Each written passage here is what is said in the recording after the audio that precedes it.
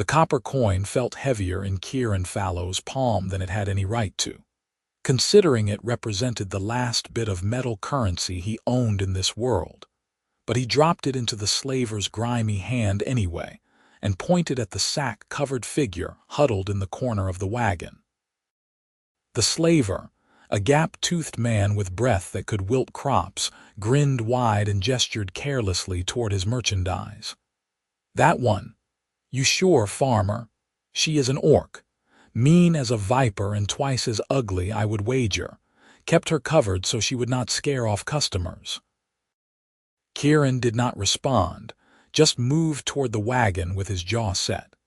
He had come to the traveling market hoping to find a field hand, someone strong enough to help him salvage what remained of his late father's farm before the bank took it. The other laborers had cost silver, sometimes gold. This was all he could afford. The moment he had seen the sack-covered figure, larger than a human woman, sitting perfectly still while the slaver's other captives wept or raged, something had pulled at him. Curiosity, perhaps. Desperation, certainly. He climbed into the wagon, boots creaking on old wood, and the figure beneath the sack went rigid. He could hear breathing now, quick and shallow. "Easy," Kieran said quietly, crouching down. "I am going to remove this. I need to see who I just bought." A muffled sound came from beneath the sack, wordless but not quite a growl. Kieran hesitated only a moment before pulling the rough fabric away, green skin. That was the first thing he registered. A face that was distinctly feminine despite the small tusks protruding from her lower lip, despite the slight broadness of her features. Her eyes were golden, like honey held up to sunlight, and they fixed on him with an intensity that made him forget to breathe. She was younger than he had expected, maybe his own age or close to it. Her dark hair was matted and tangled, and there was a purple bruise flowering across her left cheekbone, but she held herself with a strange dignity even with her wrists bound in iron. For a long moment they simply stared at each other, then she spoke, and her voice was rougher than a human woman's, textured like smoke and stone. "You paid copper for me." It was not a question, but Kieran nodded anyway. "It is all I had, 1 copper coin." Her golden eyes searched his face, and something flickered there, something he could not name. "Do you know what I am worth?" "I know what he was charging," Kieran said, gesturing back toward the slaver who was already counting his meager earnings. "Everything else was beyond my means." The orc woman's expression shifted, and for a heartbeat, Kieran thought she might laugh or weep. Instead, she said, "Then you have made either the best or worst bargain of your life, human. I am Thura, daughter of Gramash of the Iron Peak clan. I was a warrior before I was a slave. I have killed men who looked at me the way you are looking at me now." Kieran swallowed hard. "And how am I looking at you, like you see a person?" Her voice dropped to barely above a whisper. "That is more dangerous than hatred, you know. It makes me want to trust you." The slaver shouted something about moving along, about how he had other customers waiting, and Kieran found himself helping Thura down from the wagon without quite knowing why his hands were shaking. She stood a hand taller than him, broad-shouldered and muscular in a way that spoke of hard training and harder living. The rags she wore barely qualified as clothing, and he found himself shrugging out of his own coat to drape it over her shoulders before he could think better of it. Thura stared at the coat like it was a weapon. "Why? You need it more than I do," Kieran said simply. "Can you walk? My farm is 3 miles west." "I can run 30 miles if I must," Thura said, but her voice carried an edge of exhaustion that belied the boast. "But I will walk with you, Kieran Fallow, because you spent your last copper on me and I would know why."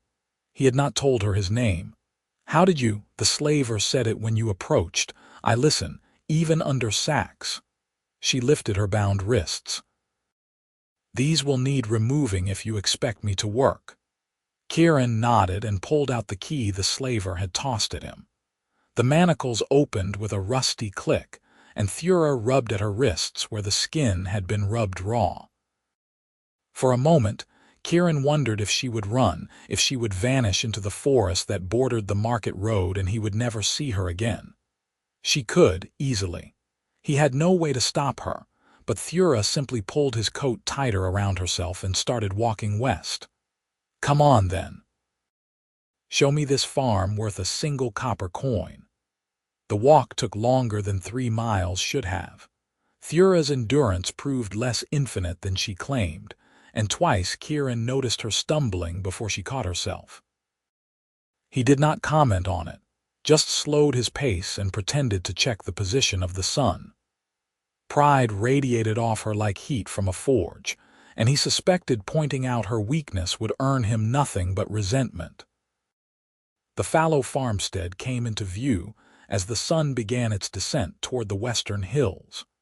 Kieran saw it through Thura's eyes and felt shame curl in his stomach.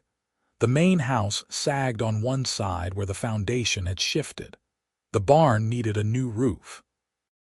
The fields, which should have been green with spring wheat, were overrun with weeds and stones. His father had died in the winter, and Kieran had spent the cold months learning that being a village blacksmith's apprentice had not prepared him for farming. "This is it," he said, trying to keep the defeat from his voice. "Not much, I know." Thura surveyed the property with those unsettling golden eyes. "The land is good, the soil is dark, rich. The well," she pointed at the stone structure near the house, "deep and clean. That much my father maintained. Then it is not the land that failed, it was the farmer." She said it without cruelty, just observation. "You do not know this work." "No," Kieran admitted. "I was learning the blacksmith's trade in the village. But my father had no other children and the bank will not wait. I have until autumn to prove the farm can produce, or they will sell it to cover his debts." Thura nodded slowly, as if confirming something to herself. "So you bought the cheapest labor you could find. Me." "I bought the person no one else would look at," Kieran said quietly. "I know what that feels like."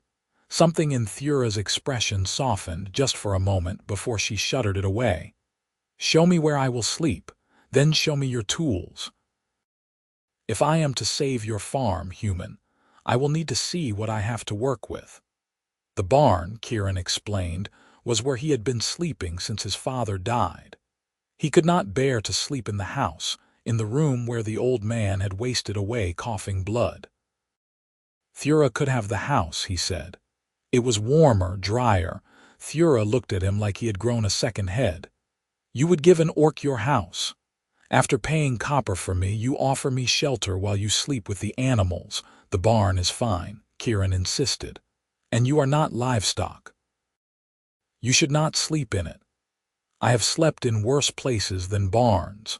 Thura's voice was hard. "I have slept in cages. I have slept in mud with my hands bound behind my back. Do not pity me, Kieran Fallow. I do not need it." "It is not pity," Kieran said, and he was surprised to find it was true. "It is just sense. If you get sick from cold or damp, you cannot work, and I need you to work." Thura considered this, then gave a sharp nod. "Practical. I can respect that. Very well, I will take the house. But you will take half the space in the barn and build yourself a proper bed. I have seen your pile of hay. That is no way for a man to sleep." They compromised. Thura took the smaller bedroom in the house, the one that had been Kieran's as a child. Kieran remained in the barn but used some old lumber to construct a simple bed frame. It took him most of the evening, and he was painfully aware of Thura watching from the barn door, her expression unreadable. When he finished, she disappeared into the house and returned with 2 bowls of something that steamed in the cooling air. "You had dried beans and an onion. I made soup." Kieran took the bowl, stunned. "You did not have to, you fed me. I saw the bread and cheese you gave me earlier. That was your dinner, was it not? Your only food?" Thura settled onto the ground near the barn entrance, her long legs folding with surprising grace. I told you I listen, I watch. Your cupboards are nearly bare, so we share what there is. The soup was simple but good, better than anything Kieran had made for himself in months. They ate in silence as the stars emerged overhead, and Kieran found himself acutely aware of Thura's presence. The way she held the bowl carefully, like she was afraid it might break. The way her eyes kept scanning the darkness beyond the farm, watchful even here. Why were you in that wagon? The question escaped before Kieran could stop it. You said you were a warrior. Thura's hands tightened on the bowl. For a long moment, Kieran thought she would not answer. Then, slowly, she began to speak. I was a warrior. Third daughter of the warband leader, trained since I could walk to fight and defend our clan, but I questioned an order. A raid on a human village, women and children included. I said it was dishonorable. My father said it was necessary, that humans had killed our people and we needed to show strength. She paused, staring into her soup. I refused to participate, so he cast me out, clanless. The slavers found me 2 days later. How long were you with them? 3 months. Maybe 4. Time blurs in a cage. Thura looked up at him, and her golden eyes caught the moonlight. I stopped fighting after the first month. Every time I fought, they beat the other captives. So I learned to be still, to wait. And then a fool of a human spent his last copper on me, and here I am. I am sorry, Kieran said, and meant it. Do not be. I am free now, am I not? Or as free as anyone can be when they are bought. There was no bitterness in her voice, just a tired acceptance that made Kieran's chest ache. You are free, he said firmly. I bought your labor, not your life. When the harvest is done, when the farm is secure, you can go wherever you want. Thura stared at him for a long moment, and something shifted in her expression. You mean that? Of course I mean it. Then you are a fool, Kieran Fallow, but perhaps the kind of fool the world needs more of. She stood, brushing dirt from the coat she still wore. Sleep well, human. Tomorrow we begin the real work. The real work, as it turned out, was back-breaking and relentless. Thura woke before dawn and was already examining the fields when Kieran emerged from the barn. She had a plan, she announced. First, they would clear the largest field of stones and weeds. Then they would plow and plant. The growing season was young enough that they could still get a crop in if they worked hard and the weather held. Kieran had never seen anyone work like Thura worked. She moved through the field like a force of nature, her orc strength allowing her to pull stones from the earth that would have taken him an hour with a lever. But it was not just strength. She knew farming, knew it in a way that spoke of experience. When he asked, she explained that her clan had tended crops before they became primarily warriors. The knowledge had been passed down. You could have told me you knew farming, Kieran said, hauling another rock onto the growing pile at the field's edge. You did not ask. Thura straightened, wiping sweat from her brow. Even through the green of her skin, he could see the flush of exertion. Besides, would you have believed me? An orc farmer. I believe the evidence of my eyes, Kieran said, and my eyes tell me you know this work better than I do. Something like a smile tugged at Thura's mouth, though with the tusks it was hard to be certain. Then listen well, student. This soil needs compost. Do you have animals? Manure. They had 2 chickens and an elderly goat. It was not much, but Thura made do. She had Kieran construct a compost pile behind the barn, showed him how to layer kitchen scraps with animal waste and old straw. She walked the property line and identified wild plants that could be eaten or used for medicine. She examined the well and declared the water sweet and good. Within a week, Kieran could see the difference. The field was cleared. The compost was cooking. They had planted half the cleared space with late wheat, the other half with fast-growing vegetables that would provide food through the summer.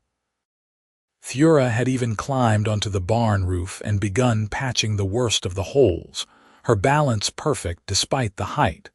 But it was not just the work that changed things. It was the small moments between. Like the morning Kieran woke to find Thura teaching the chickens to eat from her hand, her voice low and surprisingly gentle as she cooed at the birds. When she noticed him watching, she had flushed darker green and gruffly announced she was just making sure they were healthy layers. Or the evening when a spring storm rolled in fierce and sudden, and they both ran for the house. They ended up sitting on the floor of the kitchen, dripping wet, as lightning flashed outside. Thura had started laughing, a sound Kieran had never heard from her before, rich and genuine. When he asked what was funny, she said, "I am sitting in a human house, soaking wet, and I am happy. My former self would not believe it." Or the afternoon when Kieran cut his hand badly on a scythe blade, and Thura had gone pale at the sight of the blood. She had bound it with steady hands, but he saw how they trembled slightly. When he thanked her, she said, "Do not be careless. You are the only human I can tolerate. I would hate to have to find another." It was meant as a joke, he thought, but her eyes were serious. The weeks passed. Spring deepened into early summer. The wheat began to show green shoots. The vegetable garden flourished under Thura's careful tending. Kieran's hands, soft from indoor blacksmith work, calloused over and grew strong. And Thura, who had been gaunt and exhausted when he first removed that sack, filled out with regular meals and began to look like the warrior she claimed to be. They developed a rhythm, a partnership. Kieran learned to read Thura's moods, to know when she needed silence and when she needed distraction. Thura learned that Kieran thought best in the morning and got punchy and ridiculous when he was overtired, making terrible jokes that somehow always made her laugh despite herself. But there was something else growing between them, something neither of them acknowledged. It lived in the way Thura's hand would linger when she passed Kieran a tool. It lived in the way Kieran's eyes followed her when she worked, admiring the strength in her movements. It lived in the silence that fell sometimes in the evenings, heavy with words neither dared speak. The village, of course, noticed. Kieran went to the weekly market alone at first, but Thura insisted on accompanying him after the third week. "You are a terrible haggler," she said bluntly. "You accept the first price given. It is embarrassing to watch." So Thura came to market, and the whispers started immediately. An orc, walking freely through the village, standing beside Kieran Fallow like she had every right. The baker's wife pulled her children away when they passed. The blacksmith, Kieran's former master, stared with hard eyes. But old Mrs. Grath, who ran the vegetable stall, looked Thura up and down and said, "Can you tell if these carrots are fresh, girl?" "My eyes are not what they were." Thura had examined the carrots with serious attention, finally nodding. "Fresh. Pulled this morning, I would say. The soil still smells of morning dew." Mrs. Grath had cackled. "I like this one, Kieran. She has more sense than half the humans in this village." It was a small victory, but it mattered. Thura walked a little taller after that. Not everyone was kind. There were slurs sometimes. Accusations that Kieran was harboring a monster. Once, a drunk farmer tried to grab Thura's arm and found himself flat on his back in the dirt before he could blink, her foot on his chest. "Touch me again," Thura said, her voice deadly calm, "and you will lose that hand. Am I understood?" The drunk had nodded frantically, and no one else tried to touch her after that. On the walk back to the farm that day, Kieran said, "You could have really hurt him. I could have killed him." Thura's voice was flat. "I chose not to. He should be grateful. I am not criticizing, I just—" Kieran struggled for words. "I know this is not easy for you, being here, dealing with people like that." Thura was quiet for a long time. Then softly she said, "It is easier than you think, because you are here, Because you look at me and see Thura, not just an orc. That makes it bearable." Kieran's heart did something complicated in his chest, but he did not know how to respond. So he said nothing, and they walked home in a silence that felt less heavy than before. The summer solstice brought a heat wave, and with it, a crisis. The well, which had been so reliable, began to run low. The water level dropped day by day, and Thura grew increasingly worried about the crops. "We need rain," she said, staring at the cloudless sky. "Or we need to find another water source."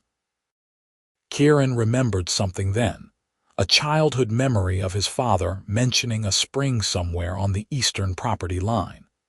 They had never used it because the well had always been sufficient, but he thought he could find it again. They set out early the next morning, following the property boundary into the section of land that had gone wild. The forest here was dense, old growth mixed with newer saplings. Thura moved through it like she had been born to wilderness, her steps silent and sure.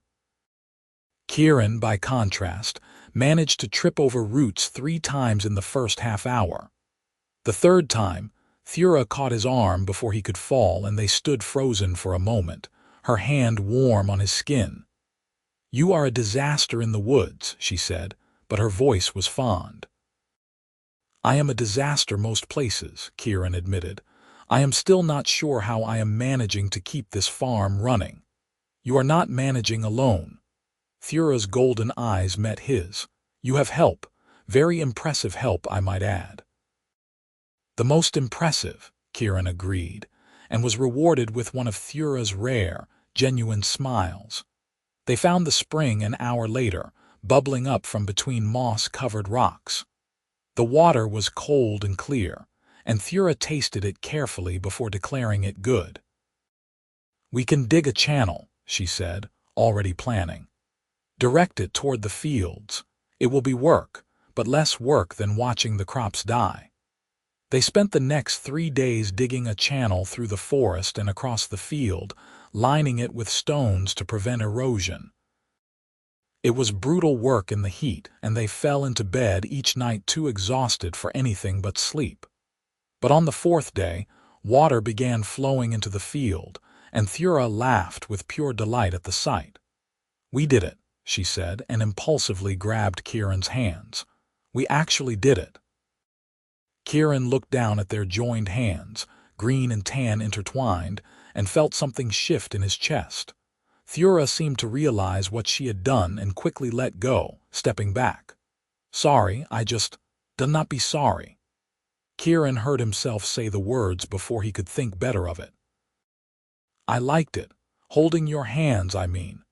Thura stared at him, her expression unreadable. Then, carefully, she said, "That is a dangerous thing to say to an orc, Kieran Fallow." "Why?" "Because if you keep saying things like that, I might start to believe you mean them." Her voice was barely above a whisper. "And if I believe that, I might do something very foolish." "Like what?" Thura looked at him for a long moment, and Kieran saw a war playing out behind her golden eyes. Then she shook her head. "It does not matter. We should get back. The chickens need feeding." She walked away before Kieran could respond, and he stood alone by the new stream, his heart pounding with something that felt like hope and terror in equal measure. Things changed after that day, but in ways so subtle Kieran almost did not notice at first. Thura found excuses to touch him more often, a hand on his shoulder when she passed, brushing his hair back when it fell in his eyes. She started sitting closer to him during evening meals, close enough that he could feel the warmth of her body in the cooling air. And Kieran, emboldened by her small gestures, began reciprocating. He brought her wildflowers he found in the fields, claiming they were just weeds he had pulled but presenting them like gifts anyway. He learned to cook the few dishes she had mentioned enjoying, surprising her with them on particularly hard workdays. He found himself looking for reasons to make her smile, to hear her laugh, but neither of them spoke of it directly. It was like they were both terrified that naming this thing between them would make it real, and making it real would mean confronting all the reasons why it was impossible. The summer wore on. The crops grew tall and strong. The farm began to look like a proper working farmstead again, and Kieran dared to hope that he might actually save it. The bank had sent a representative to inspect in late July, and even that sour-faced man had admitted the place looked improved. "You have got until harvest," he had said. "Make it a good one or this all goes to auction." Thura had waited until the man left, then said, "It will be a good harvest. I will make certain of it." The way she said it, the fierce determination in her voice, had made Kieran realize something that hit him like a physical blow. This was not just his farm anymore. It was theirs. Thura had claimed it through her labor and her care, had poured herself into this land as surely as he had, and he was going to lose her when it was done. He had promised her freedom, promised she could leave. And she would leave, because why would she stay? Why would a warrior like Thura want to remain on a struggling farm with a failed blacksmith who barely knew how to work the land? The thought sat like lead in his stomach for days, souring every small victory. It was Thura who finally broke the tension in her own way. They were working late one evening, taking advantage of the cooler temperature to weed the vegetable garden. The sun was setting, painting the sky in shades of orange and gold, and Thura stopped work to watch it. "I never thought I would see beauty in a human place," she said quietly. "My clan taught me that humans were the enemy, thieves and killers who wanted our land and our lives, and some of that was true. I have seen human cruelty. But," Kieran prompted gently, "but I have also seen human kindness. I have seen a man spend his last copper on a stranger. I have seen that same man share his food when he was hungry, offer his home when he had little else." She turned to look at Kieran, and her golden eyes were bright with something he could not name. "I have seen you, Kieran Fallow.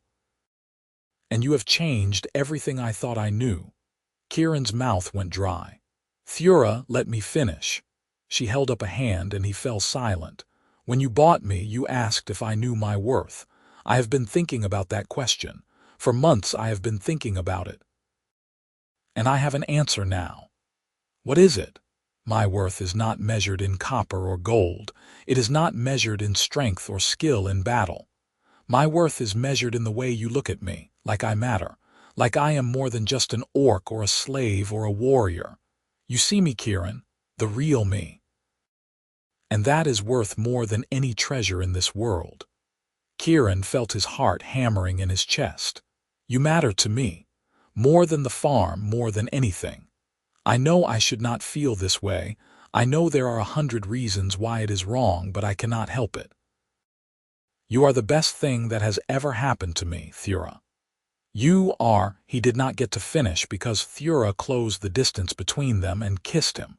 Her lips were warm and tasted like the mint she had been chewing from the garden. Her tusks pressed against his face, foreign but not unwelcome. Her hands came up to cup his jaw with a gentleness that contradicted her strength. When she pulled back, her eyes were wide. "I am sorry. I should not have. Do not you dare apologize." Kieran pulled her back, kissing her with all the pent-up longing of the past months. She made a sound low in her throat and wrapped her arms around him, and for a perfect moment, nothing else existed but the two of them and the dying light of the sun. When they finally broke apart, both breathing hard, Thura rested her forehead against his. "This is madness," she whispered. "Probably," Kieran agreed. "Do you want to stop?" "No, not ever." She pulled back enough to meet his eyes. "But you need to understand what you are choosing. If people find out about us, about this, they will not be kind. They will call you a monster lover. They will say I have bewitched you or worse. Your life will be harder." "My life was hard before you came into it," Kieran said firmly. "It was lonely and joyless, and I was failing at everything. You changed that. You made me want to fight, want to succeed. If people have a problem with that with us, then they can take it up with me." Thura's expression softened into something that might have been wonder. "You really mean that? Every word?" Kieran took her hands in his, marveling at how right it felt.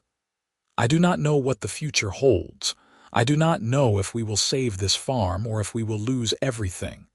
But I know I want you in that future, Thura. If you will have me, if I will have you." Thura laughed, a sound bright with disbelief and joy. "Kieran, you foolish, wonderful human. I have been yours since the moment you took that sack off my head and looked at me like I was a person worth seeing. I just did not dare hope you felt the same." They kissed again, slower this time, learning each other. When they finally returned to their separate beds that night, everything had changed and nothing had changed. The work still needed doing. The harvest still loomed. But now they did it together in a new way, as partners bound by more than just necessity. The village inevitably found out. It was Mrs. Grath who saw them first, holding hands at the market. To Kieran's surprise, the old woman just cackled and said, "About time." "The way you two looked at each other, I thought you would burst from the wanting." But not everyone was so accepting. The blacksmith refused to sell them nails, muttering about abominations. The baker short-changed them and pretended it was an accident. Children threw rocks at Thura once when Kieran's back was turned, and he had to physically restrain her from going after them. "They are children," she said through gritted teeth, "but they are learning hate. Someone is teaching them." "Then we will teach them something different," Kieran said. "We will show them that love is possible, even between people as different as us." It was a nice sentiment, but harder to live out than to say. The prejudice wore on them both. Thura grew quieter, more withdrawn. She threw herself into work with an almost frantic energy, as if trying to prove her worth through labor alone. Kieran tried to shoulder the burden himself, going to market alone again, but Thura refused. "I will not hide," she said fiercely. "I will not act ashamed of what we are to each other." So they endured. And slowly, very slowly, some of the village began to come around. Mrs. Grath defended them loudly to anyone who would listen. The miller, who had been neutral before, made a point of greeting them both by name. A young mother whose child Thura had rescued from a well thanked her publicly, calling her a hero. It was not much, but it was something. The real test came in late summer, when a band of raiders descended on the village. They were human, ironically, outcasts and thieves who preyed on frontier settlements. They came at night, burning and looting, and the village small militia was quickly overwhelmed.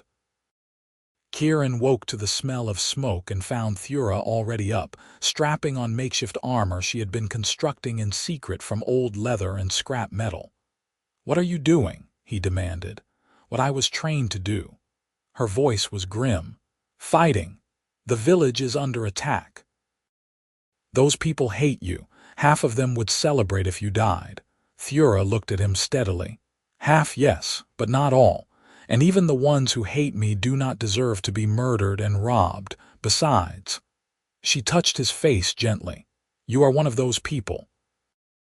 And I will die before I let harm come to you." Before Kieran could argue, she was gone, running toward the village with a speed that reminded him she was a trained warrior. He grabbed what weapons he could find, a scythe and an old hunting knife, and followed. The village square was chaos. Buildings burned. People screamed. The raiders, a dozen strong men on horseback, were systematically looting every structure.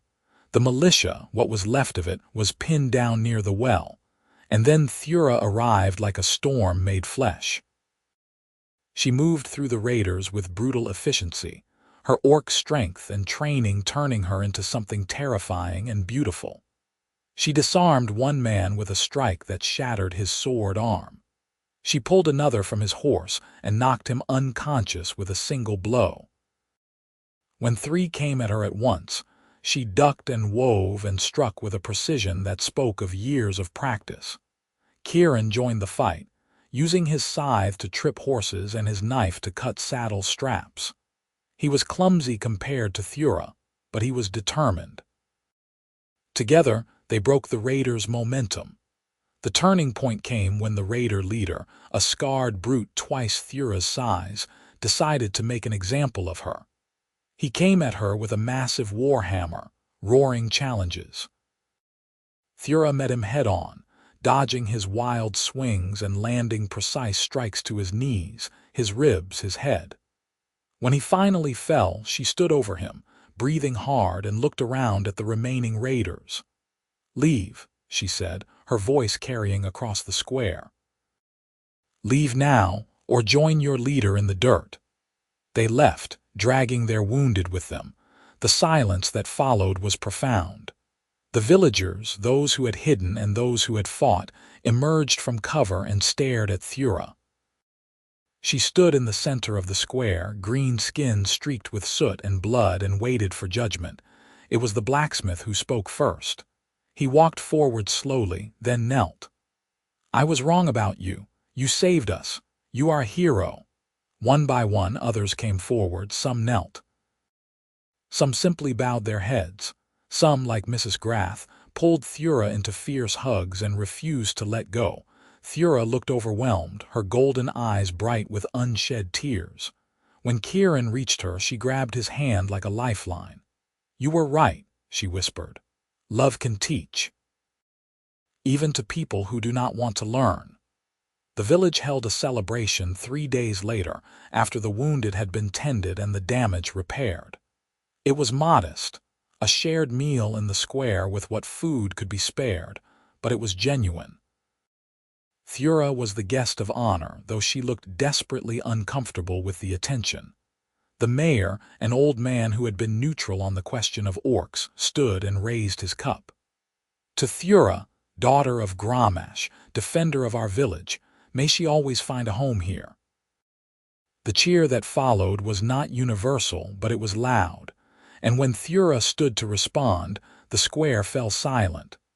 "I was taught that humans were the enemy," she said, her rough voice carrying clearly. "I was taught that there could be no peace between our peoples. But one human showed me kindness when he had nothing to give. He saw me as a person, not a monster, and that changed everything."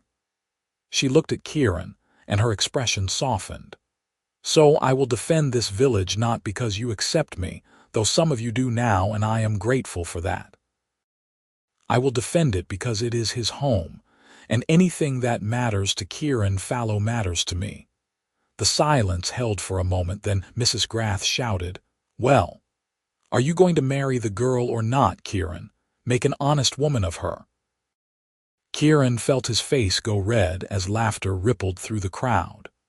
But Thura was looking at him with an expression of hope and terror, and he realized the old woman had asked the question both of them had been dancing around for weeks. He stood, his heart pounding. "I cannot marry her," he said, and watched Thura's face fall.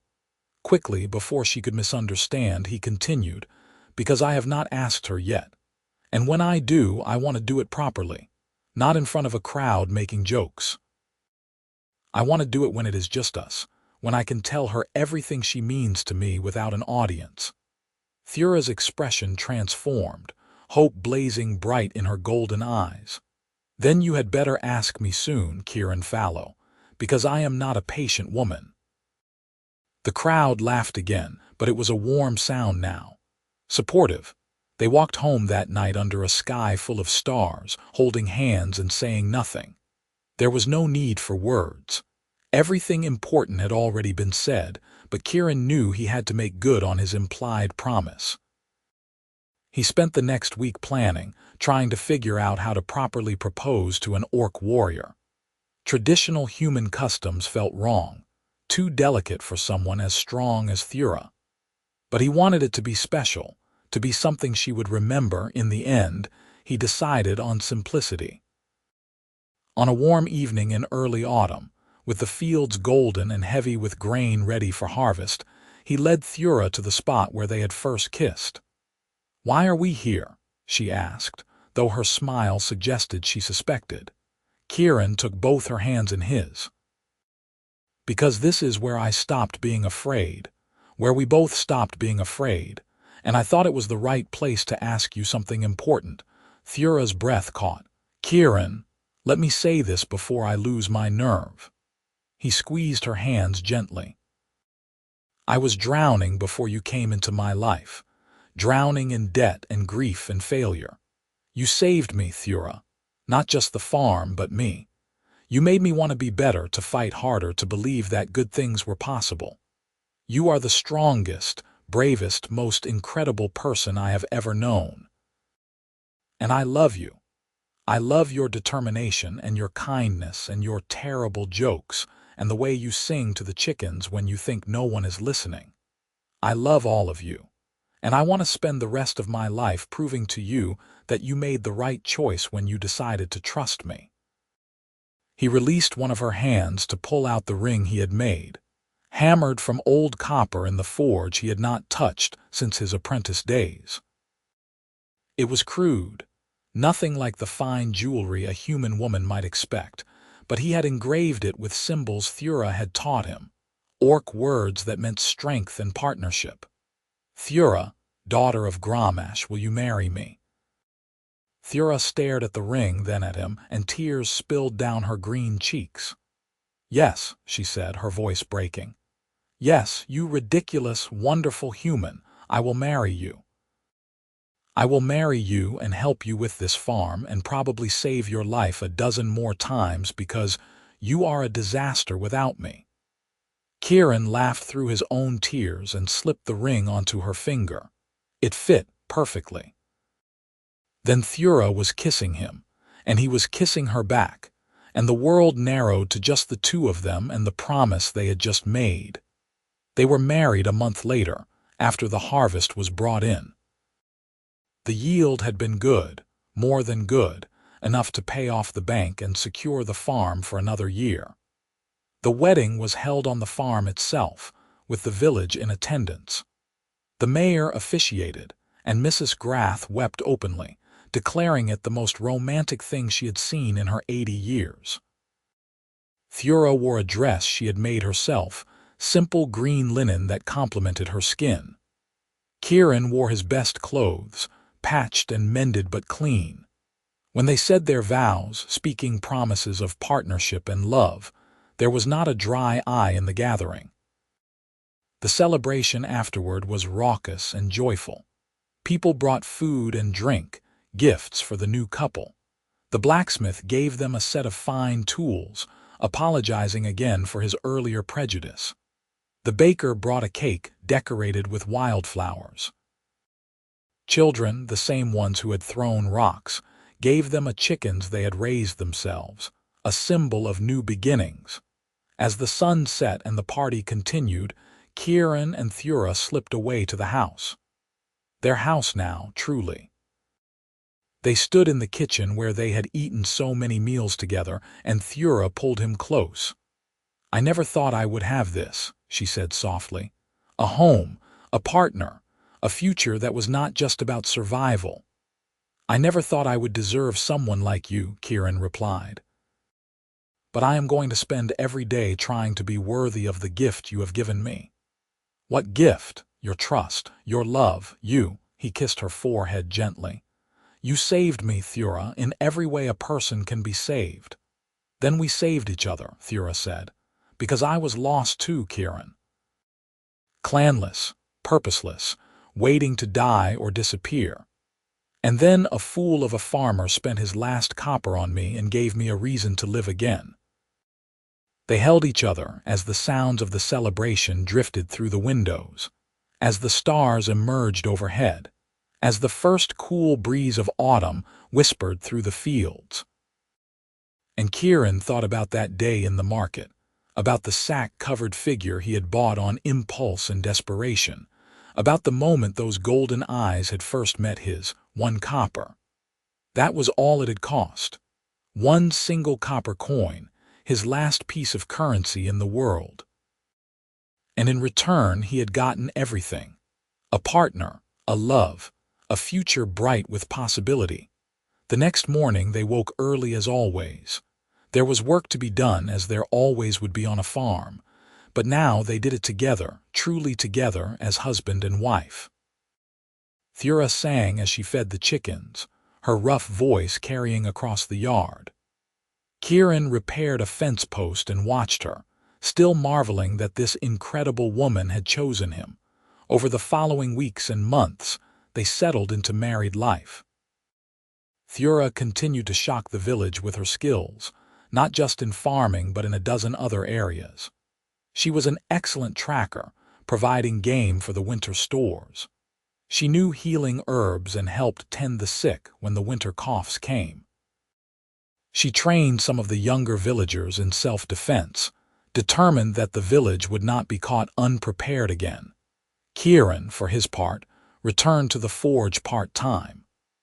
With the farm secure and Thura managing much of the daily work, he had time to practice his old trade. He made tools for the farm, weapons for the village, and small trinkets that he gave to Thura for no reason other than to see her smile. Their first winter together was hard but happy. They spent long evenings by the fire, Thura teaching Kieran words in the orc tongue, Kieran reading to her from the few books his father had owned. They learned each other's stories, the good and the bad, building a foundation of understanding and trust. When spring came again, they planted together, expanding the fields. Thura wanted to try growing some of the crops her clan had cultivated, hardy grains that could survive harsh conditions. Kieran agreed, trusting her judgment as he had learned to do in all things agricultural. The village continued to change too. Other orcs, hearing of Thura's acceptance, began to appear. Some were refugees from clan conflicts. Others were simply curious about a place where humans and orcs could coexist. The village was wary at first, but Thura vouched for her people, and slowly, tentatively, new relationships formed. It was not perfect. There were still incidents, still people who could not let go of old hatreds, but there were also small miracles. An orc blacksmith who partnered with Kieran's old master, their combined skills creating works of art and function. A human farmer who married an orc woman and faced down the prejudice with the same stubborn determination Kieran and Thura had shown. Children, human and orc, playing together in the village square. Change, slow and hard one but real. 2 years after their wedding, on a warm summer evening, Thura told Kieran she was pregnant. He had stared at her in shock and wonder, then swept her up in his arms and spun her around until she laughed and demanded he put her down before she got dizzy. "We are going to have a baby," he said, the reality of it hitting him. "A child. Half you, half me." "A bridge between our peoples," Thura said, placing her hand over her still flat stomach. "I hope they have your kindness." "And your strength," Kieran replied, "and your courage." "They will need both," Thura said seriously. "The world is not kind to those who are different. But they will have us, and we will teach them that being different is not a weakness. It is a gift." The pregnancy was difficult. Orc and human physiology did not mix easily, and Thura suffered. But she endured with the same fierce determination. She brought to everything, refusing to let discomfort slow her down. Kieran hovered anxiously, driving her to distraction with his concern, until she finally told him that if he asked if she was all right one more time, she would throw him in the well. Their daughter was born on a cold winter night, arriving in a rush of pain and blood, and then finally, a thin, wailing cry. She had green skin, lighter than Thura's but unmistakably orcish. She had small tusks, barely visible buds. But her eyes were Kieran's, brown and warm, and when she wrapped her tiny hand around his finger, he fell completely in love. They named her Kira, a name that worked in both human and orc tongues. She was perfect and impossible, a living symbol of everything they had built together. Mrs. Grath was the first visitor, arriving with a basket of supplies and firm opinions on how to care for a newborn. "She is beautiful," the old woman declared, peering at the baby with delight. "And she is going to change the world, mark my words. This little one and others like her, they are the future." Kieran hoped she was right. As he watched Thura nurse their daughter, singing an old orc lullaby in her rough, gentle voice, he thought about that day in the market. About 1 copper coin and a sack-covered stranger and a desperate gamble that had changed everything. He had bought Thura's labor that day, but she had given him so much more. Love, partnership, hope, a future. She had given him a reason to fight, to build, to believe that impossible things could become real. And now, they had created something new together. Not just a child, though Kira was precious beyond measure. They had created a home where two peoples could exist together. They had created a partnership that defied prejudice and expectation. They had created love in a world that said their love was impossible, 1 copper coin. The best investment he had ever made. The years continued to pass, bringing change and growth. Kira grew into a bright, curious child who could outrun the human children and outwit the orc ones. She had the best of both her parents, Kieran thought with pride. Thura's courage and his compassion, his curiosity and her determination. The farm prospered. With Thura's knowledge and Kieran's growing skill, they expanded their holdings, buying adjacent land when it became available. They hired workers, both human and orc, paying fair wages and treating everyone with dignity. The Fallow farm became known throughout the region as a place where anyone could find honest work and respect. The village grew as well, transforming from a frontier outpost into a proper town. The mixed population became its defining feature, drawing traders and craftspeople who wanted to be part of something new. There were still tensions, still incidents, but the success of integration could not be denied. Other mixed couples emerged, each facing their own challenges but inspired by Kieran and Thura's example. Some succeeded, building lives together. Others failed, unable to overcome the weight of prejudice and cultural difference. But they all tried, and that mattered. Kieran and Thura took in foster children over the years, orphans of both races who had nowhere else to go. Their home became known as a place of refuge, where any child could find food and safety. Some stayed, becoming part of the family. Others moved on, but they all carried the lessons learned at the Fallow farm, that differences were not something to fear, but something to celebrate. When Kira was 10, Thura's father appeared at the farm. He was older, grayer, but still formidable. He had come, he said, to see the daughter he had cast out, to see if the rumors were true, if she had truly built a life among humans. Thura met him at the property line, her face hard. "You cast me out for showing mercy. What do you want now?" Gramash looked past her at the farm, at the fields rich with crops, at the house warm with life, at Kieran, who stood on the porch with his hand on Kira's shoulder. "I wanted to see if I made a mistake," he said finally, "in casting you out. And did you?" The old orc was silent for a long time. Then he knelt, pressing his forehead to the ground in a gesture of profound respect. "I did. I was wrong, daughter.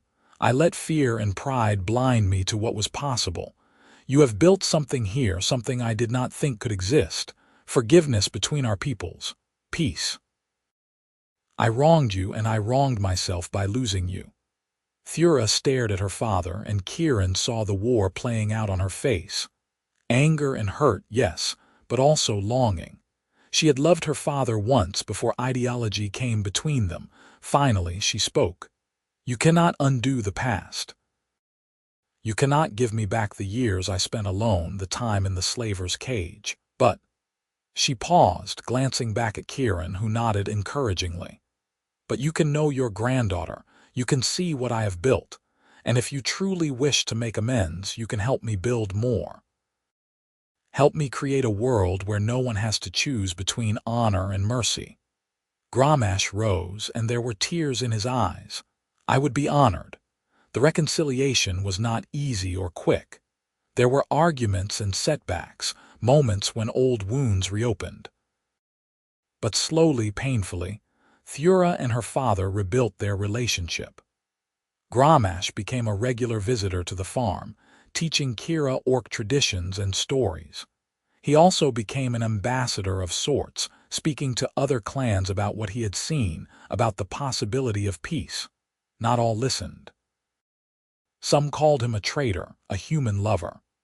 But others, the ones tired of endless conflict, came to see for themselves. And some of those stayed, adding to the growing community. On their 10th wedding anniversary, Kieran and Thura stood together in the field where they had first kissed. The spot was marked now by a small stone monument, carved with symbols from both their cultures. It had become a place where couples came to make promises, to pledge love across boundaries. You ever regret it? Kieran asked, holding Thura close. Choosing this life, choosing me. Thura laughed, the sound rich and full. Every day. Kieran pulled back, startled, and she grinned at him. I regret it every day, she continued, because I cannot help but think how much time we wasted, how many years we could have had together if fate had brought us together sooner. But regret you? Never. You are the best thing that ever happened to me, Kieran Fallow. You and Kira and this life we have built. I would choose it again in a heartbeat. Even though it has been hard, especially because it has been hard. Thura cupped his face in her hands. Easy things have no value. We fought for this, bled for it, and that makes it precious. Every day we spend together is a victory over the people who said it was impossible. Every smile from Kira is proof that love is stronger than hate. We have built something beautiful, my husband. Something that will outlast us both. Kieran kissed her then, pouring a decade of love and gratitude into it. When they broke apart, the sun was setting, painting the sky in shades of gold and crimson. Come on, Thura said, taking his hand. Let us go home. I hear our daughter has been attempting to cook dinner, and last time she tried that, we nearly lost the kitchen. They walked back to the house together, hand in hand, as they had done countless times before. The light spilled from the windows, warm and welcoming. Inside, they could hear Kira singing, her voice a blend of human melody and orc rhythm, perfectly balanced between both worlds. This was their life. Not perfect, but real. Not easy, but worth every struggle. Built on a foundation of 1 copper coin and a gamble on kindness, it had grown into something neither of them could have imagined. As they stepped through the door, Thura paused and looked at Kieran. Thank you, she said softly. For what? For seeing me. For choosing me. For loving me when the world said you should not. She smiled, and even after all these years it still took his breath away. For spending that copper coin. Kieran smiled back, pulling her into the warmth of their home. Best money I ever spent, he said. And he meant it with every fiber of his being. Inside, dinner was indeed slightly burned, but they ate it anyway, laughing at Kira's indignant defense of her cooking skills. Gramash arrived as they were cleaning up, bringing news from the village and a gift for his granddaughter, a carved wooden practice sword. They spent the evening together, 3 generations gathered around the fire. Gramash told stories of the old orc kingdoms. Kira acted them out with dramatic flair. Thura and Kieran watched, hands intertwined, hearts full. This was the life they had built. A life that should not have been possible, that the world had tried to prevent. But that existed anyway because 2 people had been brave enough to see past the boundaries of race and culture to the person underneath. Years later, when Kieran was old and gray, when his hands shook too much to work the forge and his back ached from decades of farm labor, he would look back on that day in the market and marvel. 1 copper coin, his last piece of currency, spent not on food or tools or anything practical, but on a gamble, on a sack-covered figure that no one else would look at, and that gamble had given him everything. A wife who was his partner in all things, a daughter who would carry their legacy forward, a home filled with love and laughter. A community that proved peace was possible. Thura aged 2, her green skin weathering like old leather, her tusks yellowing with time. But her eyes remained bright, her spirit undimmed. She still worked the fields, though now she supervised more than labored. She still defended the weak, though now she did it with words and wisdom rather than fists. She still loved Kieran with the same fierce intensity she had from the beginning. They had grandchildren eventually, as Kira grew up and married an orc man who loved her for exactly who she was. Those grandchildren had children of their own, until Kieran and Thura's family tree spread wide and deep, branches intertwining human and orc blood until the distinction barely mattered anymore. The world changed around them. The kingdom officially recognized mixed marriages. Orc clans and human settlements signed peace treaties. Trade routes opened up, bringing prosperity to once isolated regions. It was not perfect, would never be perfect, but it was better, so much better than it had been. And through it all, Kieran and Thura remained at the center of their little corner of the world. Respected elders, beloved grandparents, living proof that love could bridge any divide. On the 50th anniversary of the day Kieran had bought Thura from the slaver, the village held a celebration. They were both old now, slowed by time but not defeated by it. The mayor, a young woman who had grown up hearing stories of the legendary couple, stood to give a speech. 50 years ago, she said, her voice carrying across the gathered crowd, a poor farmer made a choice that would change our world. He spent his last copper on a stranger, an orc slave that no one else wanted. He did not know it then, but that choice would reshape our community, our values, our future. Kieran and Kieran Fallow showed us that love is stronger than prejudice. That courage is not the absence of fear, but the decision to do what is right despite it. That two people from different worlds can build a bridge that others can cross. The crowd erupted in cheers, and Kieran felt his eyes sting with tears. Thura squeezed his hand, her grip still strong despite the arthritis that plagued her joints. "We did good," she whispered to him. "Did we not?" "We did better than good," Kieran replied. "We did the impossible." That night, after the celebration had wound down and they were alone in their bedroom, Thura and Kieran lay together as they had done for 50 years. Outside they could hear their family, multiple generations gathered on the farm for the occasion, talking and laughing into the night. "You remember what I said when you removed the sack?" Thura asked, her voice soft in the darkness. "You said I had paid 1 copper for you. And I asked if you knew what I was worth." Thura rolled onto her side, facing him in the dim light. "Do you know now, after all these years?" Kieran thought about it, about the life they had built, the love they had shared, the changes they had created. Then he smiled. "You are worthless," he said, and before she could react with indignation, he continued, "because there is no currency in existence that could measure your value. You are beyond price, beyond worth. You are everything." Thura's eyes filled with tears, and she kissed him softly. "You silver-tongued fool. After 50 years, you can still make me cry." "It is a gift," Kieran said, grinning. They fell asleep like that, wrapped in each other's arms, surrounded by the evidence of a life well lived.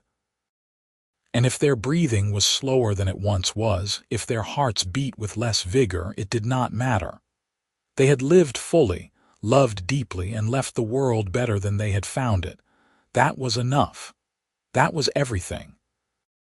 The story of the poor farmer and the orc slave became legend in the region, told and retold until it took on mythical proportions. But those who had lived it, who had seen it unfold, knew the truth was even better than the legend. Because the truth was simple and profound. Two lonely people had found each other against all odds. They had chosen love over fear, partnership over isolation, hope over despair. And in doing so, they had proven that the boundaries humans drew between themselves and others were illusions, that the only thing that truly mattered was the courage to see another person clearly and choose to stand beside them. Kieran had paid 1 copper for a sack-covered orc in a slaver's wagon. But what he received was priceless.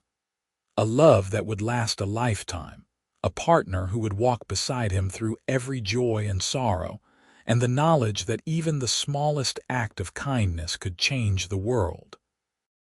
And when people asked him in the years that followed if he had any regrets, if he would have done anything differently, Kieran always gave the same answer: not a single thing.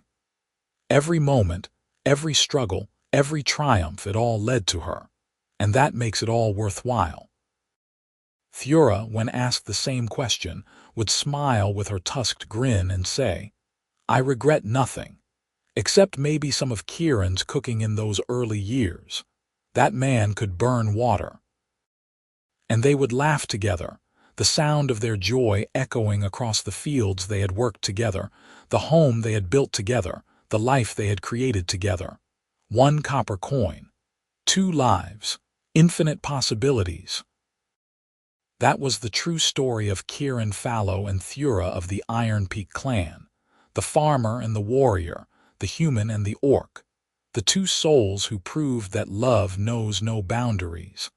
And they lived happily ever after, exactly as they deserved.